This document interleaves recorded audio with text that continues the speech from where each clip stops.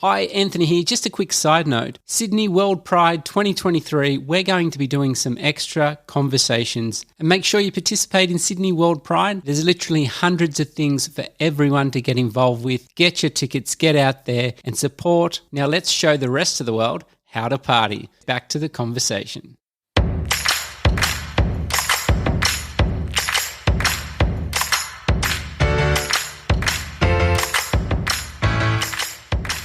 On today's show, our guest is the CEO of Sydney WorldPride. Grew up in Adelaide, South Australia. Came out at the age of only 16.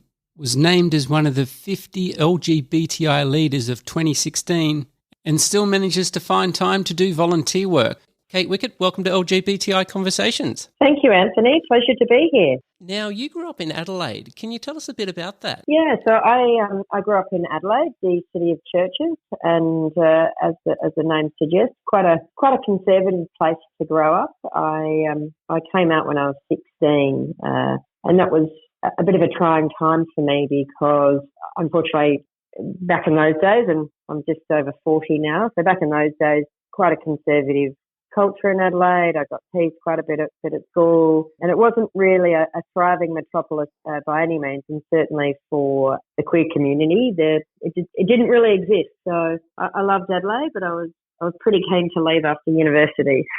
And coming out at 16, that was a pretty big thing. As you said, that you're in the same age bracket as me, so it wasn't all rainbows. And back then, it was quite conservative. You didn't hear much about it. You didn't see about LGBTI people on TV, so it was a very different time. So for you to I couldn't imagine myself personally coming out at 16. I would have been way too scared. I'm still trying to work it out myself. So what was that like? Well, look, I have to say my parents were incredible, and I've had very supportive parents from the beginning, and I know that isn't always the case, but my parents have always been of the view that they just want me to be safe and happy, and so I kind of figured it out when I was playing sport, I guess, which is probably perhaps a common theme for lots of lesbians, but I told my parents when I was 16, and my dad said to me, that doesn't really surprise me. I just want you to be happy. And my mum was like, well, darling, I've got lots of gay friends. They just wanted me to be safe and happy, as I said. And, I go back to Adelaide every year for Christmas, and it's absolutely changed significantly since going to school. But I think you're right, and I reflect on this often. The social sentiment and certainly rainbows and inclusivity has changed significantly in the last 25 years, and certainly I think I reflect on that a lot. Yeah, we've definitely come a long way, but we have got a long way to go for sure in a lot of things, especially trans. I think they're the next frontier. We definitely have to help get over the line. Yeah, I think you're right. We have come a long way, but we've still got a lot of work to do. Marriage equality, everyone thought the work was done, but that's just not the case. And, sometimes people say to me, why is Mardi Gras relevant? Why is Midsummer relevant? Why are we having a World Pride? And the simple answer to that is we will absolutely be relevant until we have equality. And that's why we continue to have Pride festivals or queer festivals, is to advocate for equality. But then, I also think it's also a wonderful way of, a wonderful form of expression for our community to come together and unite. Yeah, we've got a long way to go. We've come a long way, but we've still got a way to go. Now, tell us a bit about, you came from Adelaide to your first Mardi Gras in Sydney. So that must have been a pretty exciting time for you. Yeah, it was. I was at uni at the time, and as I said, there wasn't a lot of community in Adelaide, and there certainly weren't any lesbian bars. And so someone said to me, you've got to get to Mardi Gras. And so I saved up all of my pennies and came across on the Wednesday before the Saturday at Mardi Gras. And a friend of mine, we jumped out of the taxi in front of the Columbian on the corner of Crown and Oxford Street. And, I looked up Oxford Street and I saw all different sorts of people, bears, lesbians, dykes, all sorts of different community. And I really was quite overwhelmed because when I felt, I guess, for the first time in my life, that real sense of family and community and where I belong. So, yeah, that was an incredible moment for me. And if you had told me some years later that I was the co-chair of Mardi Gras and working on World Pride, I wouldn't have believed you. But it's definitely something I've thought about and have volunteered since that time. I'm always a big advocate of volunteering. So I would say to someone or a young person, if you can volunteer, then that's something that you should absolutely try and go and do. And arriving in Oxford Street, did you think, I've found my people? Did you realise there was a place like that just a few hours away from where you were living? So, well, I'd heard about it, and it was all true. So then, obviously, I went to a number of parties, and then lesbian parties that were lesbian parties, and surrounded by hundreds of women. I'd just never seen anything like it. It was just so liberating and exciting. And then going to the after party at Mardi Gras, like my mind was blown. It was just so incredible to be around such a caring, diverse, fun group of people who, were really, I guess, just inclusive, but it felt very family to me and just so much fun. So, yeah, it was such a wonderful and life-changing experience. Yeah, I don't think anyone really does forget their first Mardi Gras. And even with myself going there the first time, I had that feeling of, wow, I'm not the only gay in the village. There's a whole community here. And as you said, there's lesbians, there's gays, there's trans, there's all categories. And it was just amazing. Yeah, it was wonderful. It was a turning point, I guess, in kind of also you felt a part of something. I didn't really struggle with my sexuality per se, but I struggled with the fact that I didn't have a lot of community around me. I'm quite a social person, and I really missed having that community. And coming to Sydney for that first time for Mardi Gras, I thought, wow, I'm not alone. So it was really wonderful. And since then, you've done so much work within the community. And one of the big things you've done was you were a volunteer for the Northern Territory AIDS Council. How was that? Yeah, that was excellent, actually. So I lived up in Darwin in 2004. I'm a corporate lawyer by background, and I did a year as associate in Darwin for a judge in 2004. And so I volunteered for the AIDS Council up there. And we also put on a fundraiser, a gala ball. And not many people know this, but I have a number of people. I actually used to perform and do a lot of kind of theatre and performance back then. And so I worked on the gala ball to raise funds for the AIDS Council, and then we also performed at the gala ball, which was great. But Darwin is an incredible place, and for those who have been there, the irony, I think, is that there are so many gay people or queer people in Darwin, and certainly per population, I understand that it has a really high per capita population of queer people, which is fascinating, but also, again, that real sense of community bringing people together. It's so funny you say that about Darwin, because we've got some friends up there and they play hockey, and they were saying that, most of the hockey team's gay. And it was, you don't realise that there is such a huge community up there. Yeah, there is. Yeah, it's great. And I get up to Darwin actually quite regularly. And I've got lots of friends up there. I was actually up there 4 weeks ago for one of my best mates' weddings. She married her wife up there.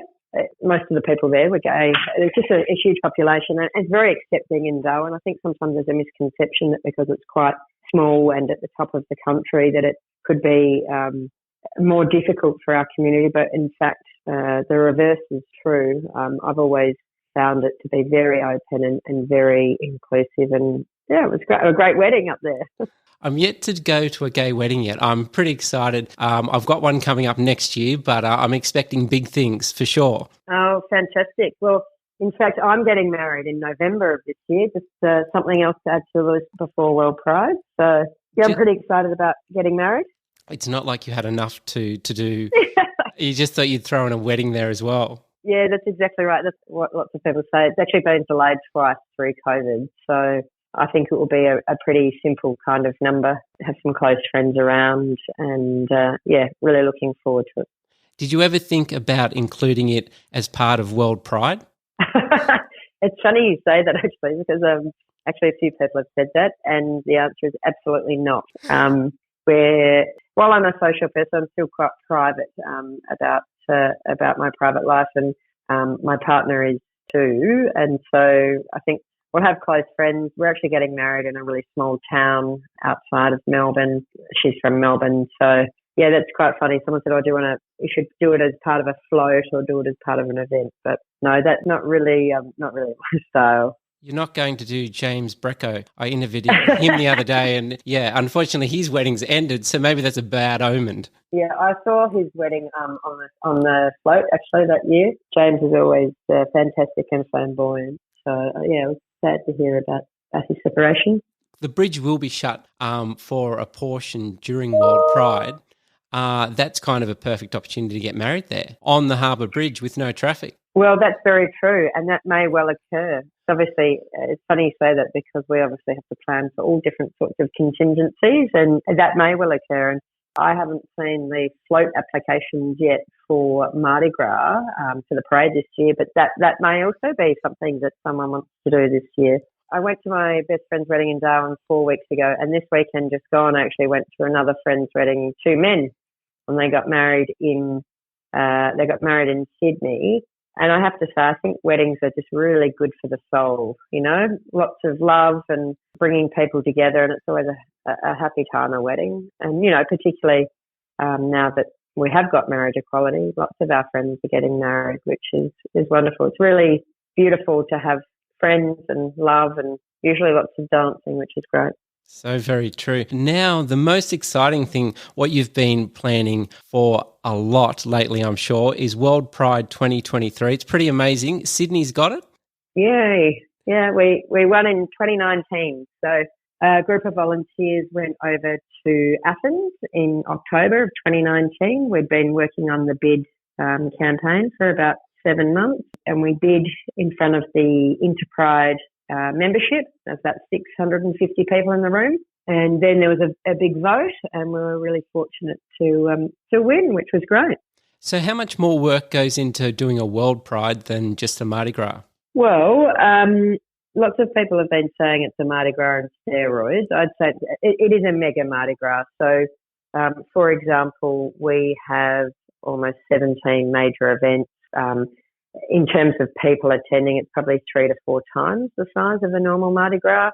And we've got a whole raft of different events during the week. So we're going to have a First Nations gathering space at Carriage Works. We've got a First Nations Gala Ball. There's a 3-day human rights conference at the ICC. We have a dedicated women's event at the Sydney Town Hall. Obviously, we've got an opening and closing ceremony. So there are a number of huge events. It will probably, hopefully, be 3 to 4 times the size of a Mardi Gras. And also you're spreading out regionally as well. You've got an event in Newcastle, I do believe. Yeah, Newcastle's going to be great. In fact, that's a great event for foodies, and I'll be going up to Newcastle. So it's basically like a long table dinner with performances around it and promoting, I guess, a queer chef and queer artists. So there's a lot of fantastic produce in that Hunter region, that Newcastle region, wine, food. So that's really an opportunity for us to showcase our beautiful state to the world. And do we have some exciting guests coming for next year's World Pride? We certainly do. We certainly have some fantastic guests that will be coming, and they aren't too far away from being announced. So I think everyone will be really excited about who will be coming. I think that's one of the big things with Mardi Gras. People love to wait and hear who's coming and enjoy Mardi Gras in Sydney, but I suppose World Pride's going to be next level. That's exactly right. So, look, I think what Mardi Gras tells us is it's great to have some fabulous talent and people from overseas, but I think the fact that Mardi Gras almost sells out without even naming a headliner talent speaks to how people just love that event. It's an event for everyone where you can come together, and that's certainly what we're saying about Sydney World Pride. Success for me over all of those events is that anyone who comes to Sydney World Pride can see themselves in at least one of those events. So the talent will be really diverse, different types of music, different types of performance, different types of art installations, visual art. So, I think that diversity of programming is going to be really exciting. And in the past, who has hosted World Pride? Actually, World Pride's been going on, it'll be 23 years by the time we get to World Pride. It was most recently hosted by Copenhagen, who unfortunately had to struggle with significant issues with COVID. I have to say, though, they were excellent in the way that they handled that. 2019 was New York, 2017 was Madrid, 2014 was Toronto, London was before that in 2012, Jerusalem in 2006, and then it all started in 2000 when Rome hosted. So it's been all around the world, but it hadn't been to the Southern Hemisphere, which is why we said, if you want to be a World Pride, then you need to be a World Pride. And it was about time that it came down. So now all of those other great countries have had World Pride. Now it's time for Sydney to show everyone how it's done. Yeah, that's exactly right. It's funny because I've been to a lot of prides all around the world, and I've been to lots of World Prides. And I think Sydney-siders and Australians often take for granted how fantastic Mardi Gras is. Mardi Gras is the only nighttime curated parade in the world, and it's one of the only parades that has more spectators than it does participants. So I think we often underestimate how fantastic we are. I mean, we are 45 years old as an organisation, so I'm really thrilled and excited to showcase Mardi Gras and Sydney more broadly to the world. And I've always found that quite strange. As you were saying, throughout other parts of the world, they have a daytime Mardi Gras. And I always assumed that nighttime was where it was kind of at, where in Australia we have the Mardi Gras of a nighttime. And I think it just feels a lot better. Well, it's more fun, isn't it? And you can work a lot with lighting and different costumes. So yeah, and then of course it makes perfect sense that after the parade you walk on over to other parties or to the after parties. So yeah, I think it's really very unique. Yeah, I'm not sure if there's a reason why the other countries do it of a daytime.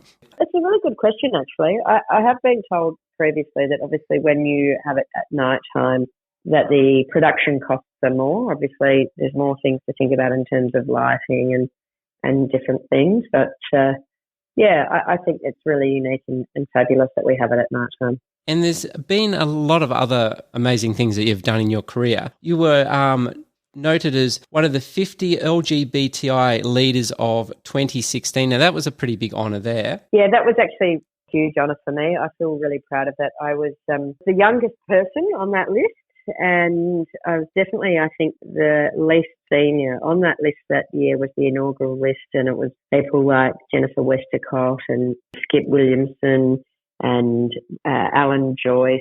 So to be named amongst those type of people was a huge honour, and yeah, something I'm really proud of. I think to your point earlier, certainly when I was growing up, there weren't a lot of role models, and there certainly weren't any lesbian role models when I was growing up. I think the first time that I ever saw an out lesbian in a public role or in a public position was Karen Phelps when she was the president of the AMA. So yeah, I think it's really important to be visible and to provide that kind of safe space or provide that leadership to say that it is okay to be yourself. And it's funny you say that too, because you don't realise that when we were younger, there wasn't any other representation of LGBTIQ plus people, full stop. So it was quite unusual to kind of identify with a normal straight. Yeah, that's right. I think, as you mentioned earlier, it's fundamentally changed how we are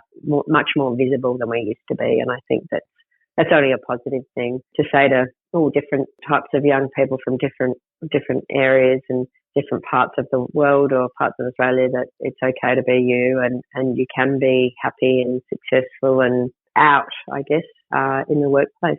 And you're definitely letting the younger generation know all about that with all your great work you've done. Now, we ask all our guests this question. What would you go back and tell your younger self? It's a really good question. I think I'd probably tell myself not to take myself so seriously. I worked really hard when I was younger, and I guess as a younger person, I felt really supported actually by friends and family and workplace. But I think, not everything has to be really serious. So I think I'd probably say that to myself. Everyone goes through different experiences, and when you share your experiences, it can make others feel more comfortable and more included. It only takes one person out there who's not too sure about where they are in life, and then they hear someone, they can know that there is hope moving forward. So I think that's really important.